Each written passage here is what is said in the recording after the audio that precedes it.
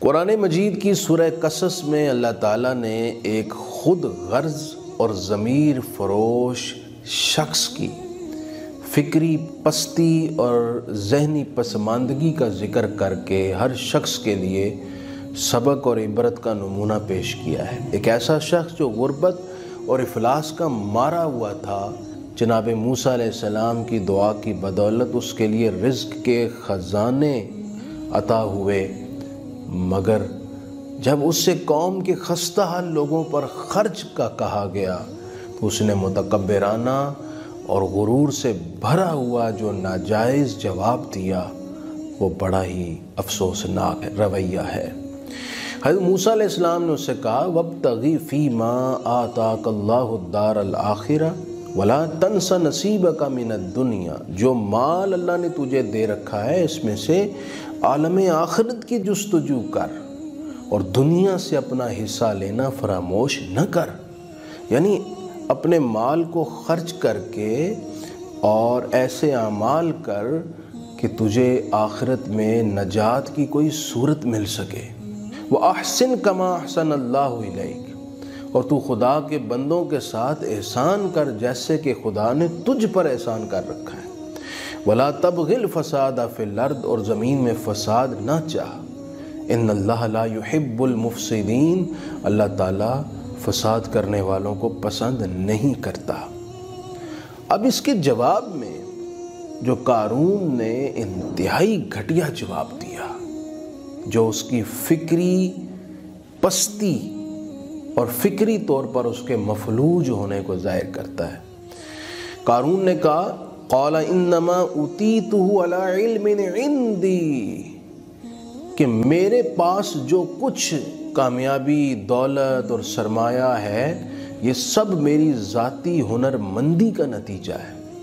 یہ میری اہلیت اور قابلیت اور استعداد اور صلاحیت کی وجہ سے ہے، یہ میرے علم اور فہم کی وجہ سے ہے۔ ناظرین، یہ وہ فطور ہے جو بگاڑ کا سبب بنتا ہے۔ اگر بندے کے ذہن میں یہ سوچ سوار رہے، مستحضر رہے کہ میرے پاس جو کامیابی ہے، دولت ہے، شہرت اور عزت اور نعمتیں ہیں، یہ سب میرے رب کی دی ہوئی ہیں، تو پھر وہ شکر بھی بجا لاتا ہے۔ پھر وہ ذہن میں ہر وقت بٹھائے رکھتا ہے کہ جس نے مجھے دیا ہے وہ جب چاہے لے لے، وہ چاہے شاہوں کو گدا کر دے، گداؤں کو شاہ کر دے، وہ فقیروں کو امیر کر دے، امیروں کو فقیر کر دے، میرا کام ہے میں اس کے حضور جھکا رہوں تاکہ اس کی رحمت کی نظر اور نعمت کی نظر مجھ پر رہے۔ یہ اس شخص کی سوچ ہوتی ہے جو یہ یقین رکھتا ہے کہ میرے پاس جو کچھ ہے یہ میری کسی قابلیت کا نتیجہ نہیں، میرے رب کا فضل ہے۔ اور جس کے ذہن میں یہ سوار ہو جائے کہ یہ سب میری ہی استعداد کی بدولت ہے، تو ایسا شخص فکری طور پر اتنا مفلوج ہو جاتا ہے کہ اس کو سمجھانا بھی بے سود ہوتا ہے۔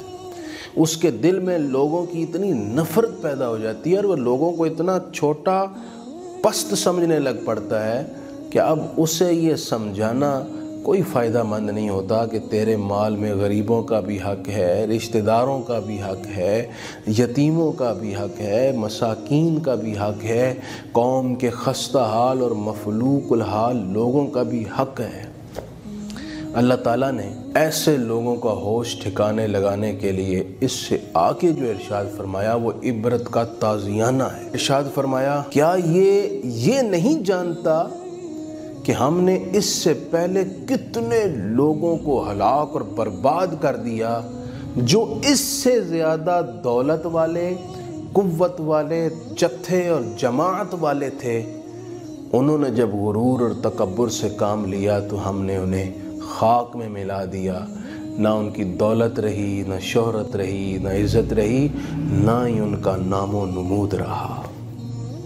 اس آیت کی روشنی میں یہ معلوم ہوا کہ انسان کے پاس جو کچھ ہے اسے اللہ کی دین سمجھنا چاہیے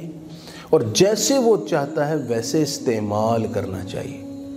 جو صلاحیت ہے، استعداد ہے، جو فکر اور سوچ ہے، جو عقل اور ذہانت ہے، یہ اس کی امانت ہے، اس کے چاہے کے مطابق استعمال کرے۔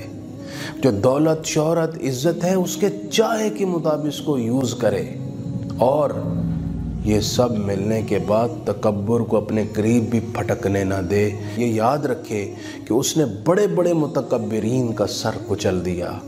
تو جو تکبر اور غرور کرے اور سر اٹھائے اس کی نعمت کھانے کے بعد بھی، تو اللہ تعالیٰ اس کو پھر عبرت کی علامت بنا دیتا ہے۔